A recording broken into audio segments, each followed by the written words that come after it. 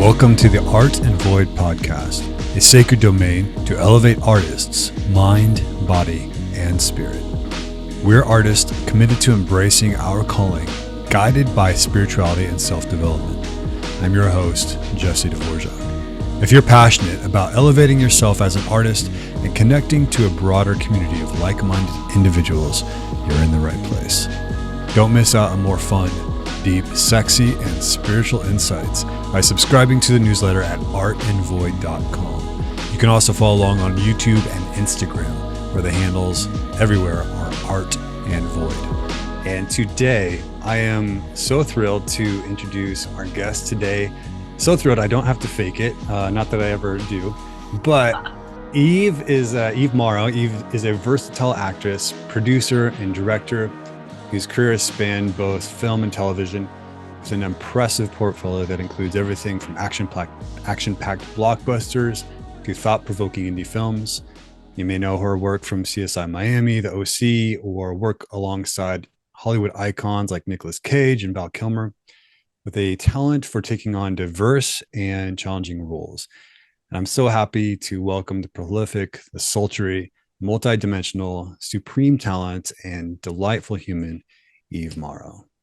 Oh, thank you so much. Wow, that was more than I deserved. I don't know about that. Eve, how are you? I'm well. How are you? I'm doing really well. It's been a very active, creative couple of days. So feeling that good energy of just being in the creative flow. But those are the best kind of days, aren't they? Yeah, absolutely. So I'll share a little context.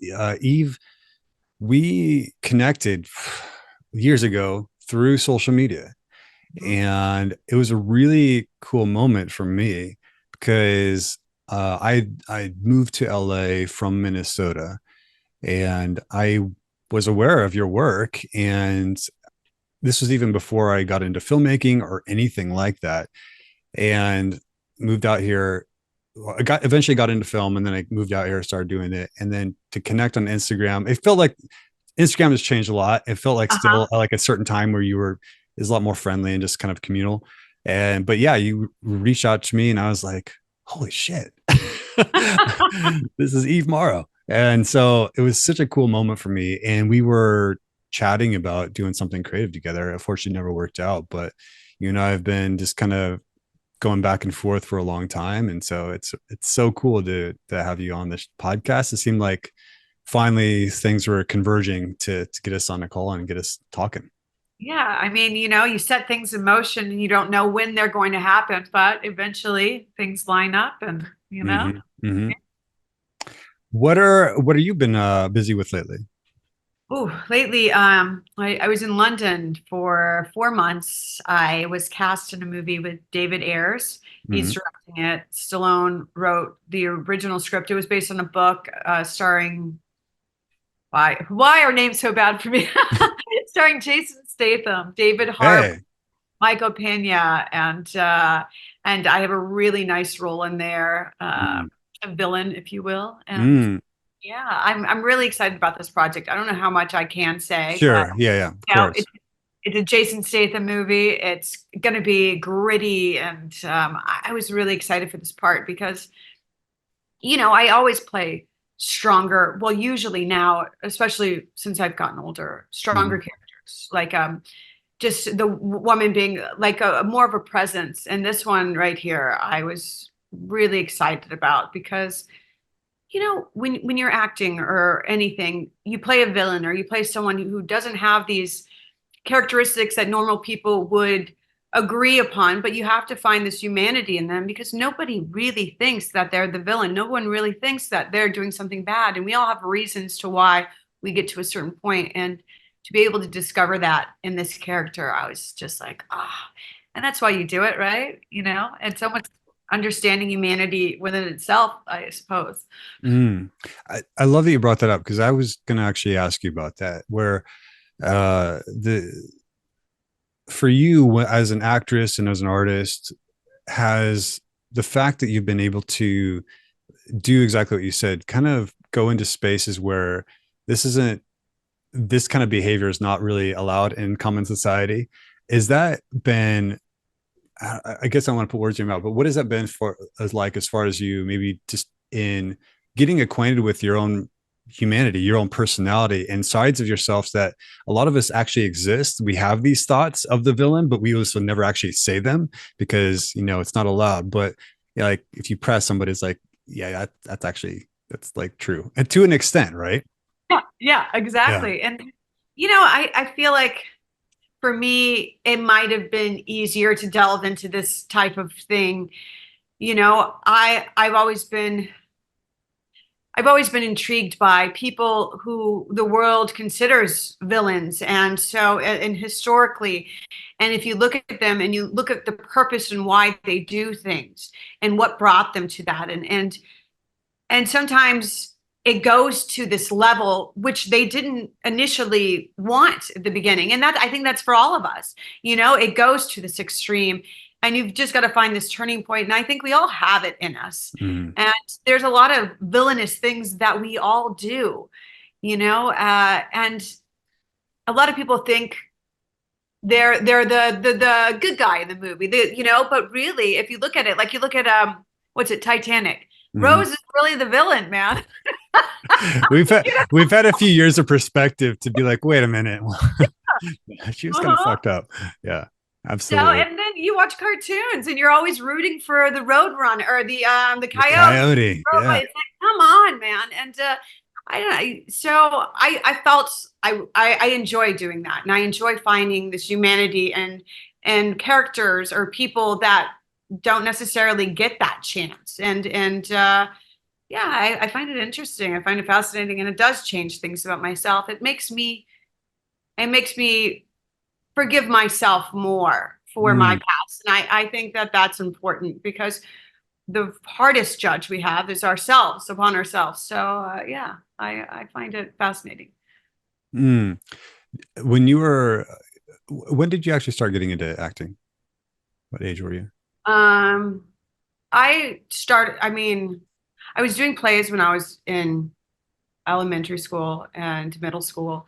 But, I'd always played around and fantasized characters, kids on my street acting. So I'm not sure if that would define getting into Sure. that. But yeah, I mean, I'd always play a different character. So always with my friends dressing up, and then it went into school plays. Can you, if you look back, can you see like little clues uh towards like a certain proclivity towards like a darker aesthetic or kind of an energy or an expression? Yeah. You know, I didn't think that those things were dark when I was a child. So when I was, I guess, 4 or 5 years old, I used to talk about people dying and dead things, and just really, it seemed dark. Adults, my parents or people Hmm. would, they would tell me to be quiet, not to say those things, and really, it was just this curiosity. And Mm. when I was a child, I would always want to go to like cemeteries and play by myself and play with the people in the tombstone. And sometimes my mom would just drop me off there, and I would just run around the cemetery, and I would be playing with these people who are no longer there. But I would just create this whole imagination and this whole thing. And so it seems dark. I think that I still come off kind of dark in a way, but I feel like I am a lot lighter than a lot of people. This darkness that we say, I Yeah. mean, Yeah. without darkness, there's no light. Exactly. Yeah.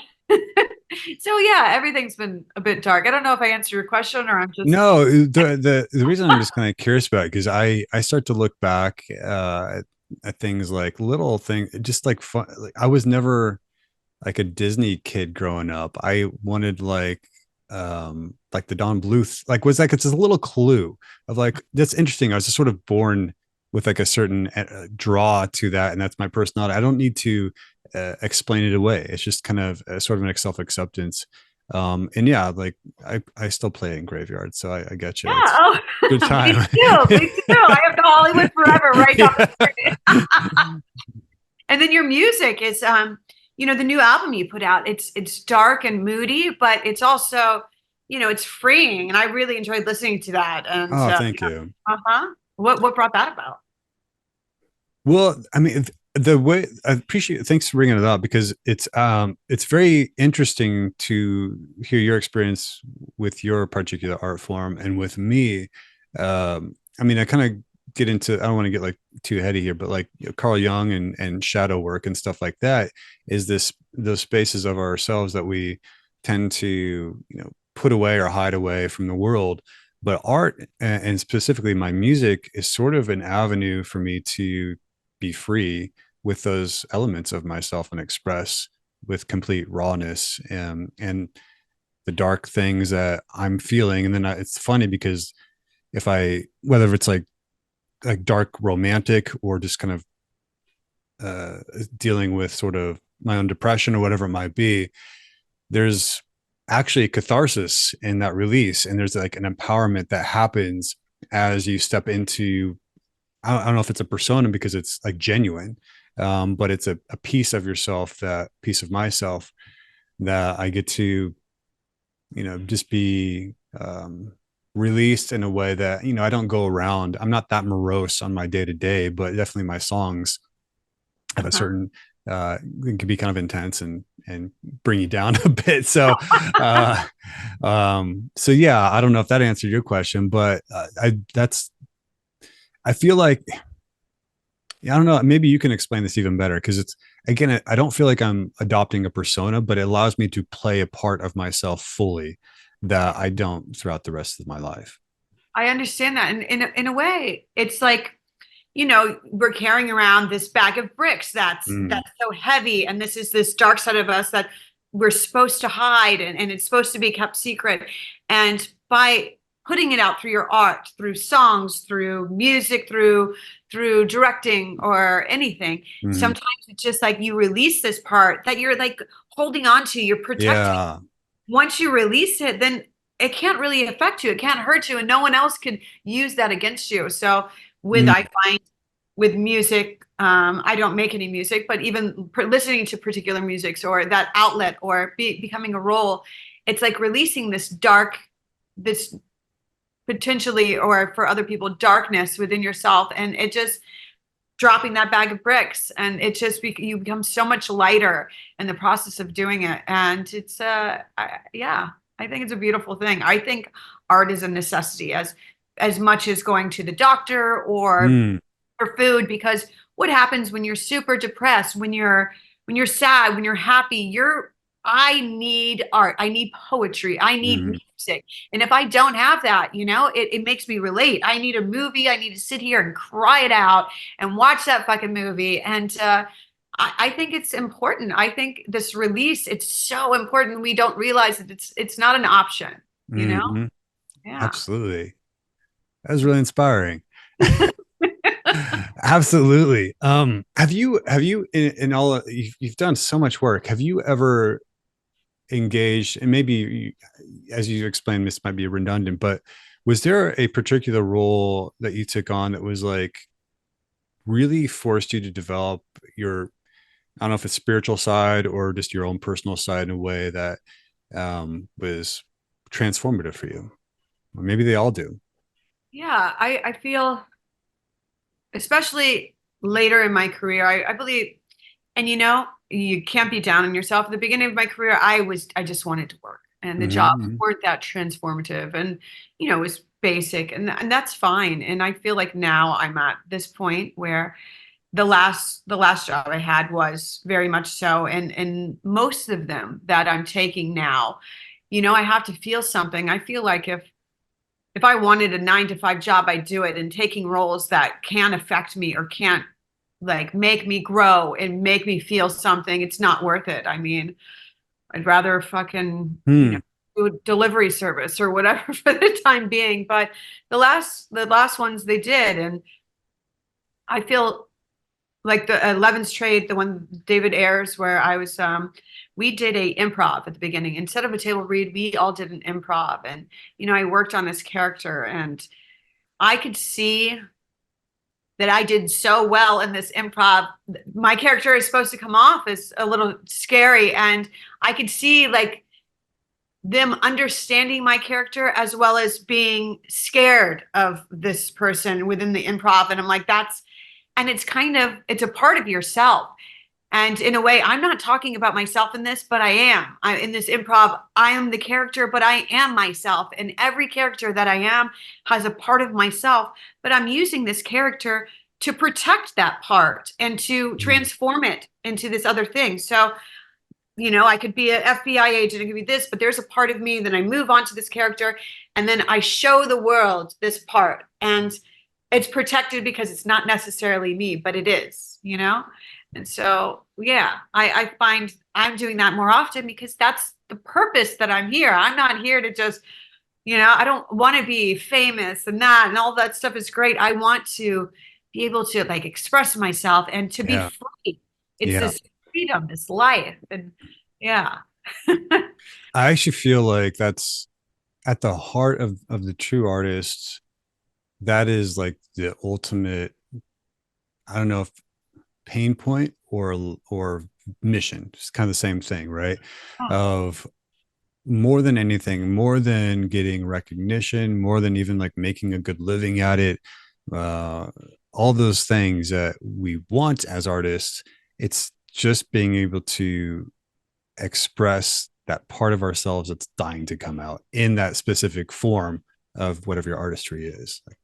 Yeah, and I think you did talk about that on your podcast, and you were talking about in order like it's you need to Mm, express that. It's otherwise it's dying within inside you. I'd rather have the fear, or I'd rather go out there with this fear and just express it and get it out than have yeah. it just sit there and these what ifs. And I think as humans, that's what causes so many things. We talk about people develop all these illnesses and things, and why it's because you're holding in all of these, let it be emotions or creativity, these things that we are built to express. This is human nature. This is what we are meant to do. I mean, in Yeah. my opinion. Yeah. And I as an observer of you, obviously don't know that day in and day out. That's what I see reflected in you in your own very specific kind of way. You have a rebellious nature to you, and it's fun and playful as well, which I just think that's where a lot of magic is. And for me, I can get kind of overly serious about stuff, and I love that you have such a playfulness about what you're doing all the time too. It just seems like you treat it with honor and respect, but you also play with the dance of it as a just like a part of your life in a way. Yeah. It is quite a dance, huh? But like there has to be, it's like this childlike innocence you always have to have when Mm, you go into something. And if I'm not enjoying, I could be tough, I could be hard, I could be all these things, but like I'm having fun, I'm enjoying this process, and it's I don't know how to explain it. Yeah, there's these two sides to it, but as hard as it gets, it's still this innocence and this fun and this energy that you have to bring in. I don't know. mm. Yeah. Did you you've been you've been doing this for a pretty good amount of time. Like you're an established actress, producer, director, and you mentioned a little bit before, like earlier in your career, you just wanted to work. Was there any point in time, or was there maybe a journey you had to go through of just maintaining like this is not an integrity? I'm going to say no to this, even though I might need it, or even if that's not the specific scenario. Was there any just sort of struggle with this is just I'm just going to do this to maintain my integrity and go this path for me? Yeah, I mean, I feel like it happens still every single day, and it just as much as in art as in life, it's like what I allow is what I think of myself. And that's my standard. If I'm like, I'm just gonna do this job, fuck it. I need, I haven't worked in a while. It's something I have to do. It's like, no, maybe nothing's gonna come. Maybe nothing's gonna come for the next month, maybe for the next 6 months. But by allowing myself to do something that I don't want to do, this is not my reason, then I'm telling myself I'm not worth the thing that I desire and that I want. And then I'm putting out there, and I'm like, I'm not doing that anymore. I'm not like, well, Mm, let me just do this. I said, fine. And then I just put it out there. And it's like, buying a plane ticket, or it's similar to, okay, this is not working, this is not happening, but there's something else that's waiting there for me. And if I go ahead and I do this job that I don't necessarily want, I'm telling myself that I don't need this other thing and it's just going to disappear. And so I think it happens in my career. It has been harder for me because I'm just so terrified of losing it. It's like quicksand. I'm like, no, no, no, no, no. And at the beginning, I'm like, I'll just take it. I'll take it. And of course, people have more money saved up and they have families that could take care of them. And that wasn't the only reason. But if I have a choice, which we do, and it could be harder, I'm going to make it to why to my benefit and to I can go to sleep at night. I'm not going to show up and set and be the blonde bimbo dead girl that's just giggle. I'm like, well, what's the purpose of this role? What's this? Not that there's anything against it. It's just not for me. Mhm. And I can't take things that aren't for me because that just shows that I'm not ready. And Mhm. I am ready. I'm ready for the ups and the downs. So, Mhm. and you just got to you've got to trust yourself and trust Mhm. that there's something out there for you. That is, you're hitting it hard right now. I'm telling you, because there are so many, I know so many, and you probably know so many too, especially in LA. Like there's a lot of people really struggling. And it's been a down, few years. We're all hoping and seeing some signs of life to turn it around. We'll see what happens. And also just sort of the broadening of productions throughout the world, the United States is interesting. But just that I just feel that anxiety and some of that sadness and feeling stuck of just give me something. um but I feel like what you're communicating, I'm receiving from you is just this: take your power back and own that you're going to create the roles you want to do. And I think with you too, like you've done your own productions, right? So you've like had more ownership of what you are going to create, what you're going to participate in. And I just think that's really helpful to hear, even though it's difficult. And I honestly, as a director and more on the production side of things, I don't know how you actors do it.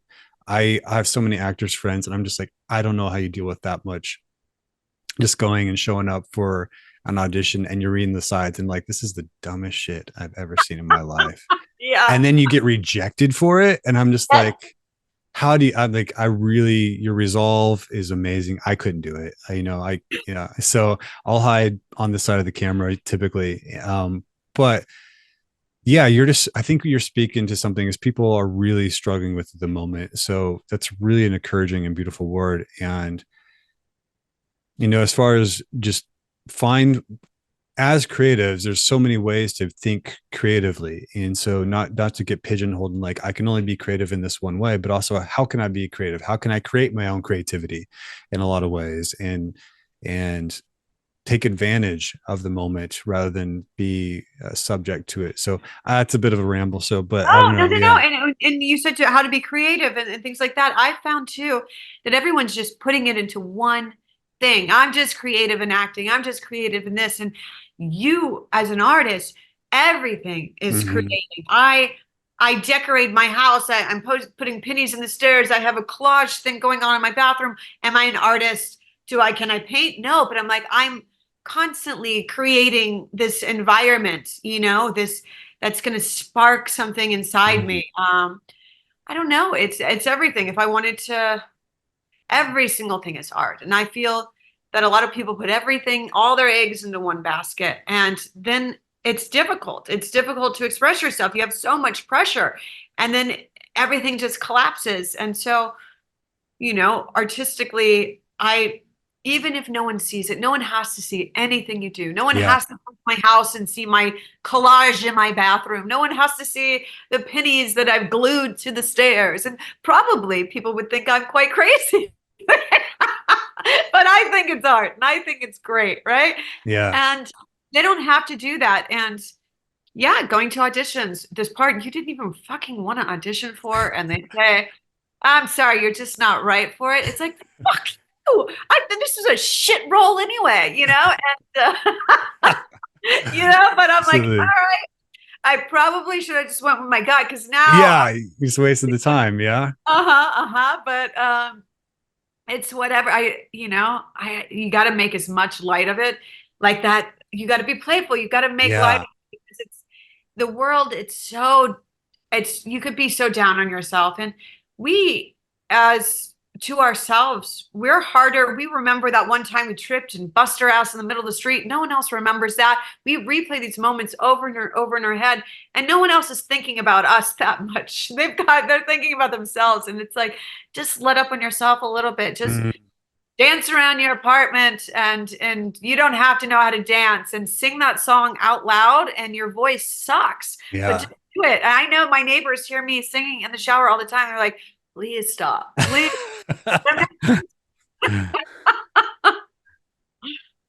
That no, they're probably loving it. Probably loving it. Yeah. We love those quirky personalities that show up in LA and Yeah. our world. Yeah. We share those stories with the people we live with.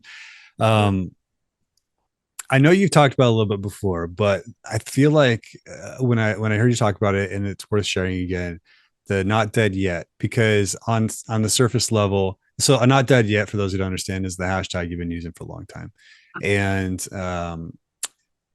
it's there's a great meaning to it that I kind of, you can look at face value and be like, yeah, big fuck you, I'm still surviving, but there's something really beautiful about the way the philosophy of it, so to speak, of this.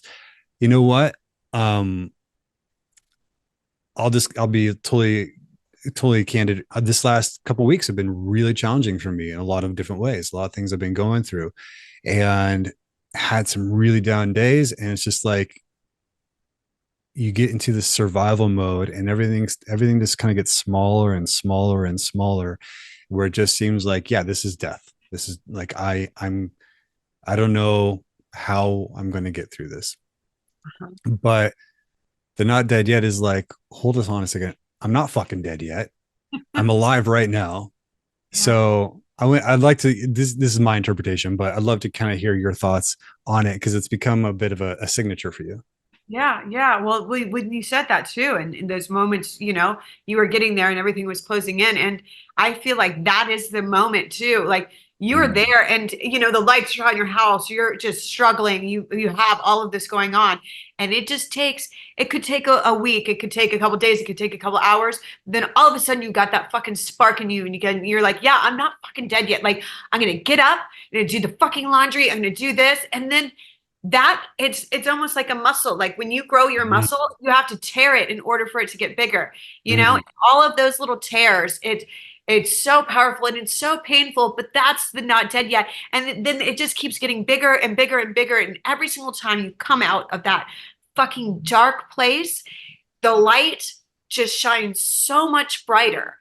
And you walk outside and then you just start smelling the fucking flowers and you sit there and maybe you'll skip a little bit and it's like it's this thing, like you just fucking get it. You can be down on yourself, you can get there, you can feel all of these things because that's what we're meant to do. It's supposed to hurt, it's supposed to feel that way, and some days you get out of it quicker than others, and some days it takes weeks or months, but then you get out, you say, fuck, I'm not dead yet, I'm alive, I'm here. And you just come back to life, and it's so much simpler. Those things that brought you down, that fucking bill, that someone not doing this, someone breaking up with you, those things seem so small because it's like you came out of darkness, you killed yourself in order to relive. And Mm. it's like coming from the grave, those things that you were so trivial are now the most important things. Feeling the sun on your arm when the breeze comes Mm. by, that smell of the scent of the flowers, a dog walking by, just smiling, wagging his tail, and these joys you get. Those are what we're supposed to feed off of, those beautiful things that the Yeah. world is giving to us. But sometimes we just get there and then it starts domino effect, the domino effect, and it seems like everything's closing in, but you have those brief moments, and that's what living is. It is going through these really, Yeah. it's a heart if it was going like that, it has nothing, it has to keep going, those ups and downs. And that's our life. And it's finding the beauty in that down space. And then sometimes you can make sense of it. And Mm-hmm. sometimes you can't, but then you just have those moments of clarity where it's okay. And Mm-hmm. damn, was I really that upset about that sometimes? Yeah. Like, fuck, man. Like I Yeah. was going to a deep place but it made sense at that moment. And Uh, finding that moment where it's not your immediate, it's not right there, mhm. it's behind you. I'm like, oh, the beauty, you know? Yes. Yeah. Yeah. I mean, you mentioned it earlier, but it's like, it's like daily. It's like real Taoism. It's like you cannot have the dark without the light. You cannot have life without death. Without hunger, food has no meaning. So it's Oh, just yeah. this. And when you pull back and kind of see that yin yang of life, it's like, no, this is life. This Uh-huh. is part of life. These moments to find out, just to have that experience of challenge and difficulty that so many of human beings have experienced, and so participate in your own living of that experience. And yeah, you, my track record shows I've come out, pretty much most of the time. So Well, we all do. I mean, we're yeah, all still here, right? yeah, And exactly. some things that are still painful, we're Hmm. still not Absolutely. quite over, but that's okay too. I mean, Yeah. we're still up. You have this podcast, you're directing, you have this new album. And sometimes I'm like, I find that giving myself things to do, it gets me out of that too. Even, Yeah. okay, a to-do list. Today, I've got to do laundry. I'm sweeping, I'm mopping the floor. I'm going to do this. I'm going to do that. Even if it's this bullshit thing. Like sometimes I think of those to do. I'm like, what the fuck am I even doing? Like, what is this list? And I'm Yeah. like, it helps me get out of myself. And I think our head can be a very dangerous place if we allow Absolutely. it. you know, Yeah. it Yeah. really can. But also it could be okay. You can let it go there. I think suppressing emotions is a dangerous thing. Mm. I think it's important to go through them, but Yeah. realize that you're not in immediate danger. I don't have a gun to my head. I'm not, thank God, not terminally ill, any of these things. And I'm like, I'm feeling this. Okay. But I have to realize no one's chaining me to a couch. It doesn't mean I can't get out of bed. I can't, like, physically, I am capable. It's all going in here and just kind of climb your way out of that fucking hole. Yeah. You're spitting fire, and this is amazing. I'm gonna make. You did mention no one's changing to the couch, but like that is an option if that would help you feel better too. So Yeah. Well, what is the saying? It's like if you don't like where you're at, you're not a yeah, fucking free move, yeah, exactly. Yeah. Some people might enjoy being chained to a couch for a few. Yeah. Totally different, But, there's some websites for that stuff. Yeah, yeah, exactly. Oh my God, Eve, this is awesome, awesome chatting with you. Thank you so much. One of the cool things we're going to segue into the final section of the podcast in a second, but I just wanted to mention this because it was really cool to when I connected with you. Um, it was just broad. It was just like, hey, uh, would you want to work on something together? And it was like, yes. I don't know what. I don't, and then also my perspective of you is like you're an actual successful person in this industry, and I'm just starting out. I think I had like some shorts and some photos, and that was about it. I don't think I directed my first feature yet. And it was sometimes just like that open generosity and collaboration is really cool because then when I was like, I don't even know what happened, but like some inspiration struck me and I just kind of threw down this kind of more like poetic idea and Uh-huh. threw it your way. And it was like, I haven't seen everything you've done. I'm sorry. I haven't gone through the Oh, entire please. catalog, but I know I've seen Please quite a don't. few. I've seen quite a few.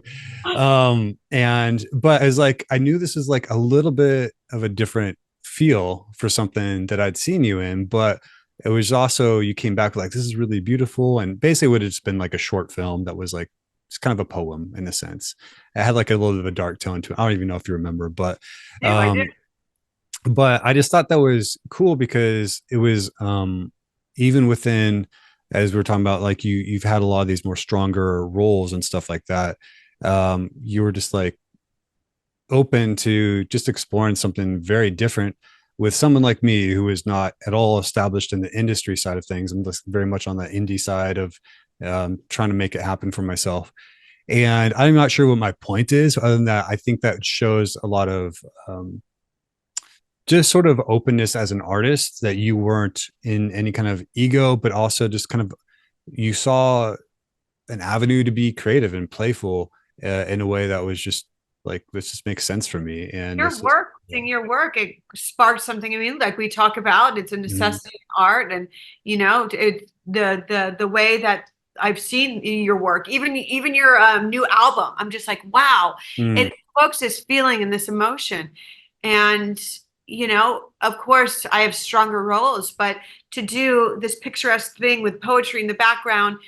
And it reminds me of these films, these art films, these French cinema, all of these beautiful things that I enjoy watching and yeah. that I like to be a part of. And so regardless of if someone has a million credits or none, like some people, they're directors on network TV shows over and over and over and couldn't produce something as profound as what you've done.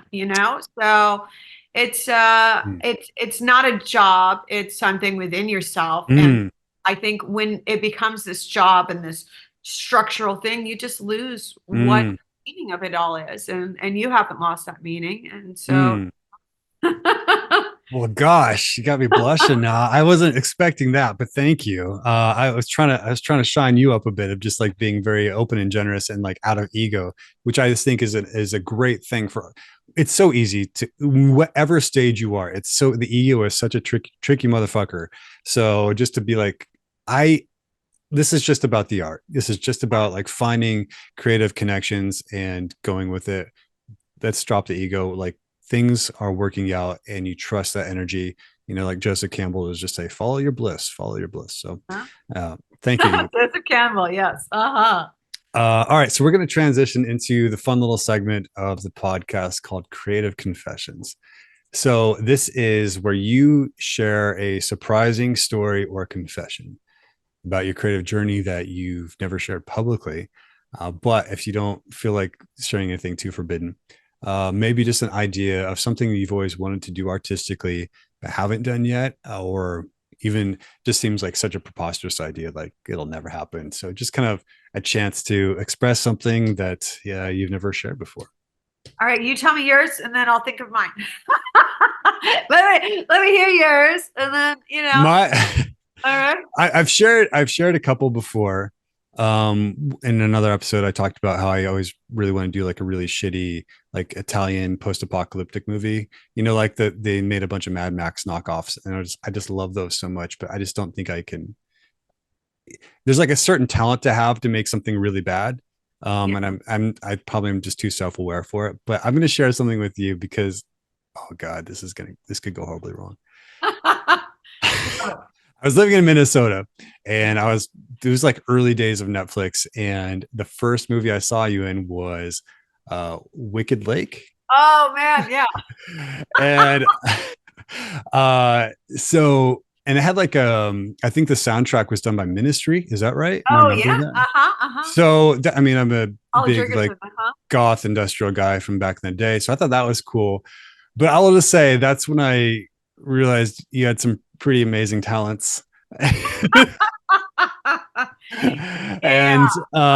And I first knew of you, and so I went and watched a few other films. I watched the Val Kilmer one, which I thought was really cool.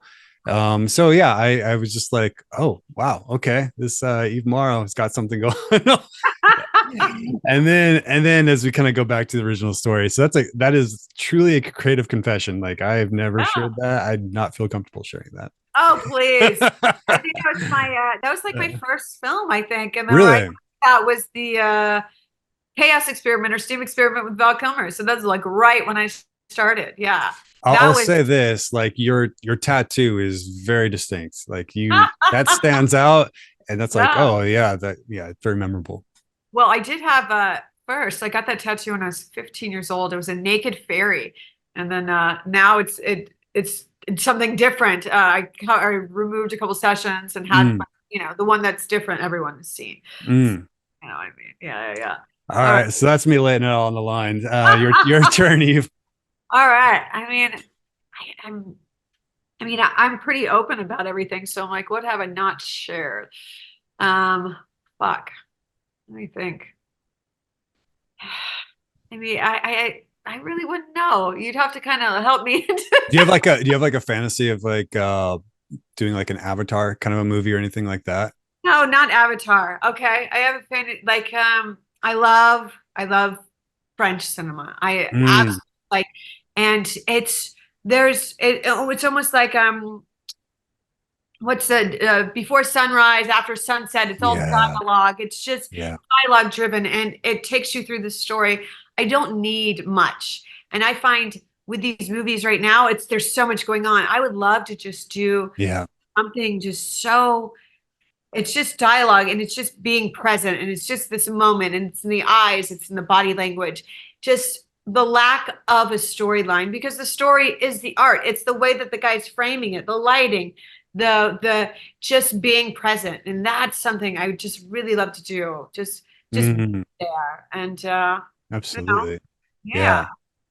Yeah. Yeah. I love those movies. Yeah. You're right. You described well. It's just very in that present moment. Yeah. Before sunrise, especially a lot of the French cinemas, you're just like sharing the space with people. And Tarkovsky talks about a lot of just like cinema is the only art form that captures time. Yes. It's Yes. just like an amazing thing. I agree with you. I feel like a lot of productions just aren't comfortable with spending time in a space. No, it's almost like they're afraid. It's like being in a conversation where you gotta, there's no dead time. You have to hurry up. You want Yeah. to have their attention. It's like, I don't need beautiful things, don't ask for attention, Mm, they're just there, and it just takes over you. And you're just, mm. like you said, the time, you're just present. You're there. That is a great creative confession. I love that. Yeah. Thank you. Eve, this has been a pleasure. For people who would love to follow you, would be the best way to get acquainted with what you're up to? All right. I only have one social media, so it is my Instagram. It is Eve underscore Mauro, Mauro. And that's it. That's the only way to get a hold of me. Um, yeah, and you got a few things cooking up. Is there anything imminent as far as release? Well, Levin's Trade, directed by David Ayers, written by Stallone, all that. That comes out in January. Did you go to I Vegas for that? It was that, or where's Stallone's new space? Is that Oklahoma? think so. But no, we were in London. We shot in Oh, London, but it takes awesome. place in Chicago. Okay. So, well, exteriors will be in Yeah, Chicago. yeah, yeah. Yeah, we were in London for 4 months shooting that. So Amazing. yeah, that's exciting. I'm really excited about that. There is going to be a Um, theatrical release on that one. So Beautiful. Awesome. yeah, Okay. so if you watch this and you don't go, I'm going to kick your ass. Eve, it's such a delight to finally connect with you and have this conversation. So thank you so much.